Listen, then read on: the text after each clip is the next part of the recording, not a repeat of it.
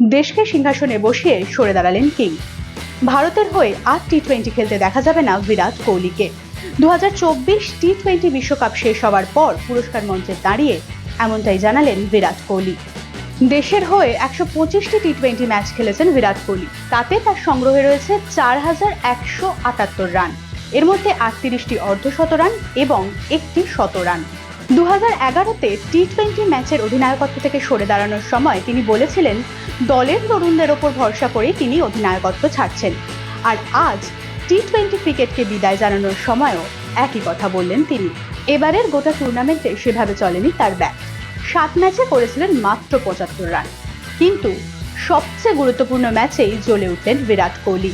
এক প্রান্ত আগলে রেখে করলেন 76 রান, আর সেই মারেই কুপকাত হলো দক্ষিণ আফ্রিকা, বিশ্বসেরা হলো ভারত। আর সেই সঙ্গে আবেগঘন গলায় নিজের বিদায় বার্তাও জানালেন বিরাট কোহলি। খেলা এবং অন্যান্য আরও সমস্ত খবরের আপডেট জানতে চোখ রাখুন টাইমস নাও খবরে।